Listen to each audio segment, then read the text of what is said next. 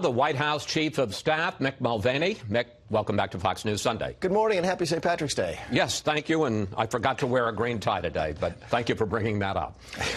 Let's get say anything. What's the latest on the investigation into the New Zealand massacre? Is there any sign it's part of a larger conspiracy, and what's being done to beef up security around mosques in this country? Yeah, I won't go into the specific of the discussions that we have with our allies. By the way, the New Zealanders, the Kiwis, some of our very closest allies in the global war on terror, some of our closest friends, we share a great deal of information with them. So it was especially hurtful, I think, to see this happen to some of our people that we consider to be our closest friends. The President talked to the Prime Minister yesterday, so this is a truly sorrowful and tragic event. But we have no indication that this is part of a larger conspiracy. I don't think we've taken any we've suggested any additional security here in the United States. But clearly they are going through some terrible times in New Zealand. I understand they're taking some steps in New Zealand. But there's concern that other folks might be involved down there. I think they've made suggestions about how to operate mosques in the next couple of days. So it's a truly, truly tragic situation. In his 74-page manifesto, the shooter wrote this. I want to put it on the screen. Are you a supporter of Donald Trump as a symbol of renewed white identity and common purpose? Sure. What does the president think of that? Yeah, in fact, I'm a little disappointed you didn't put up the next sentence, which the next sentence, because I looked at it last night, was, what about for his policies and as a leader? And he said, dear God, no. I don't think it's fair to cast this person as a supporter of Donald Trump any more than it is to look at his his eco-terrorist passages in that manifesto and align him with Nancy Pelosi or Ms. Ocasio-Cortez. This was a disturbed individual, an evil person, and to sit and try and tie him to an American politician of either party probably ignores some of the deeper difficulties that this sort of activity exposes. I want to make it clear. I take your point, and I want to make it clear. The only person responsible for this slaughter is the shooter, not President Trump. But some critics have said that he has contributed over the years to an anti-Muslim climate. Here is one of his statements from the campaign. I think Islam hates us. There's something there that there's a tremendous hatred. And after the attack, Democratic Senator Kirsten Gillibrand tweeted this: time and again, this president has embraced and emboldened white supremacists, and instead of condemning racist terrorists, he covers for them. And some folks were disturbed that after we saw the manifesto, after the shooting, which said that he was doing this to kill, quote, invaders, the president said this when he was signing his veto message. People hate the word invasion, but that's what it is. It's an invasion of drugs and criminals and people.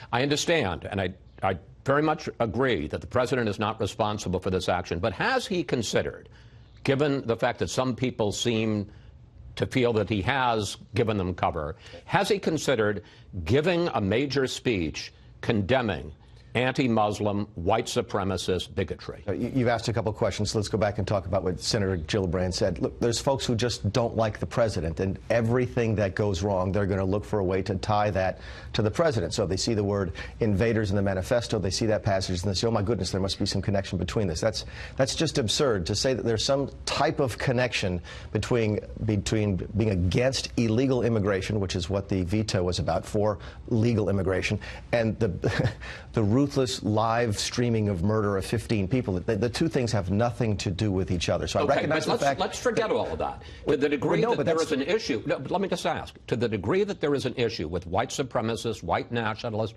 anti-Muslim bigotry in this country, and there is an issue with that, why not deliver a speech condemning it? You've seen the president stand up for religious liberties, individual liberties. The president is not a white supremacist. I'm not sure how many times we have to say that. And to simply ask the question every time something like this happens overseas, or even domestically, to say, oh my goodness, it must somehow be the president's fault, speaks to a politicization of everything that I think is undermining sort of the institutions that we have in the country today.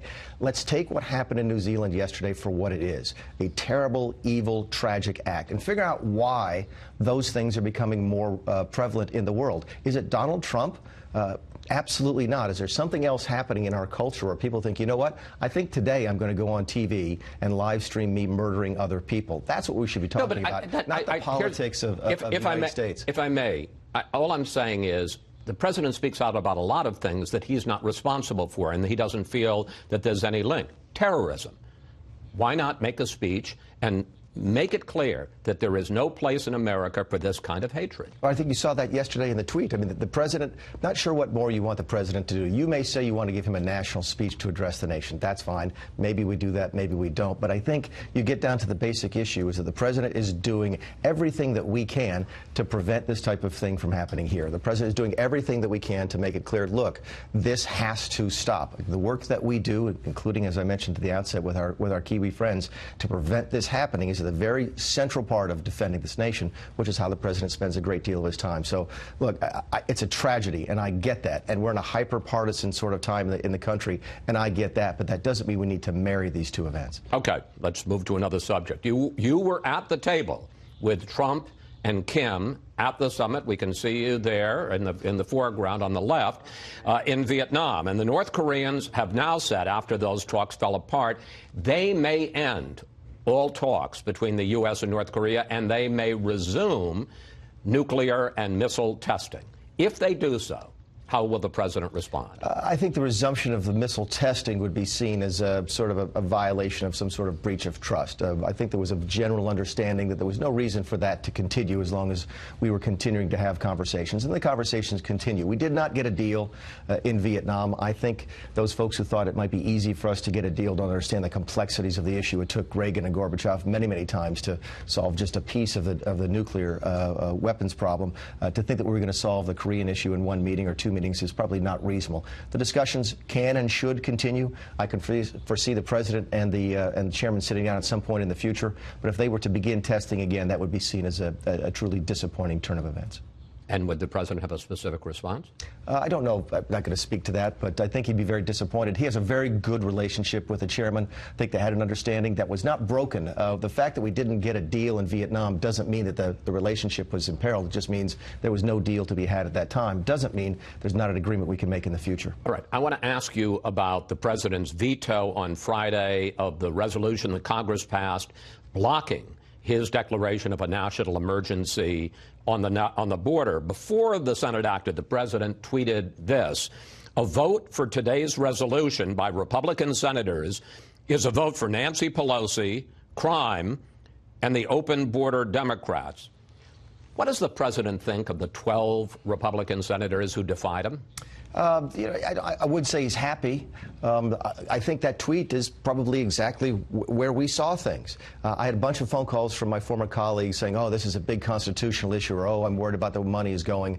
By the way, there was a lot more senators concerned about where the money was going to be coming from. Were they going to be losing money from their states and their districts than the constitutional issue? But fine. Some folks voted one way for one reason. They might have also voted for a different reason. But the bottom line is this. This was a border security issue. Go back. This is what we've been fighting about now since October, when we first started having this discussion about funding. So were those 12 senators soft on the border? This was a border security vote. It's up to them to go back and tell their voters why it was more important to overturn the president than it was to secure the southern border. The question that I don't think anybody's asked, maybe if you can do this would be great. Get one of the 12 senators in here and ask them, do you think there's an emergency on the southern border? They have to say yes. Democrats now will say yes. The numbers of folks crossing every single day are through the roof. We might have 100,000 apprehended next month. There is an emergency, period, end of story. So the next question is, what are you doing about it? The president is doing everything he can. I would ask those who voted against the president last week, what are you doing to solve the national emergency? I got a minute left. Understood. Congress keeps asking. You say that a lot of those senators were mostly concerned about where was the money going to be taken from. Congress keeps asking, where is the money going to come from? Which military construction projects will lose their money? And the Pentagon has failed to give that information. I'm told that your agency, which I think you're still running, the OMB, the Office of Management and Budget, has that information. Will it be given to Congress? Will the list of the military construction projects which lose money under the national emergency, will that information be given to Congress before they vote whether to override? No, the assumption in your question is not right. You're assuming there's a list someplace that we're not given to Congress, which is absolutely false. There's a process that we're going through that we will be. And I think there was a report in the paper, I may be wrong, that the Pentagon had given the list to OMB.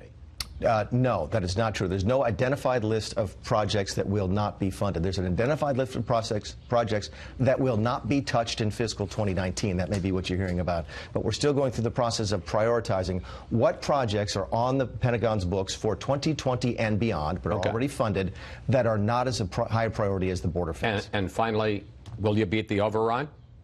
Yes, sir. In the House. Oh, yeah, it does have a chance. No chance. No chance. So the president's veto will be sustained. Will be upheld in the House and won't have to go back to the Senate. Well, no, because if it's upheld, then it doesn't even go to the Senate. That's correct. It won't have to go back to the Senate. I'm sorry. Right. Thank you. Thanks for coming in today on St. Patrick's Day. It's always good. Enjoy your tie. Sorry about the wardrobe malfunction. That's right. Please come back, Mick. Thanks, Chris.